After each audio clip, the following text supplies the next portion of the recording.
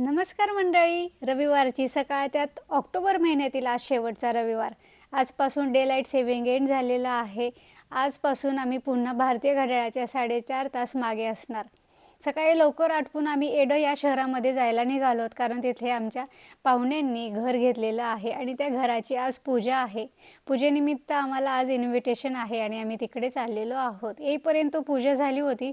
पूजेचा मुहूर्त सकाळी 7:30चा होता आणि 7:30ला पोहोचणं अशक्य. त्यात बाहेर खूप पाऊस पडत होता.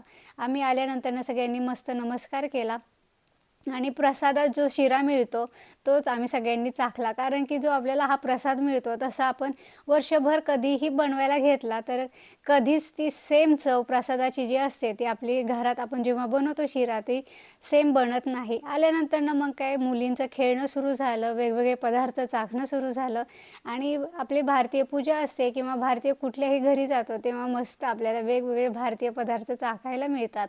तसंच आज इथे पनीर होतं, मस्त पुरी, बटाट्याची भाजी, मसाले भात, खूप वेगवेगळे पदार्थ होते. जेवण झाल्यानंतर मुलींचं मस्त येथे खेळणं सुरू झालं आणि मग आम्ही थोडा वेळ गप्पा मारल्या आणि पुन्हा घराच्या दिशेने निघालो. घरी येईपर्यंत आम्हाला 5:30 झालेल्या. त्याच्यानंतर आम्ही येतानाच ग्रॉसरी घेऊन आलोत, म्हणजे उद्याची सगळी तयारीही झाली आणि मुलींनी मस्त खेळ खेळले होते, दमल्या होत्या, त्याही दमून गेल्या होत्या. घरी आल्यानंतर जेवण बनवावं लागलं नाही, कारण की माझ्या जावेने आम्हाला सगळं काही पॅक करून दिलं होतं.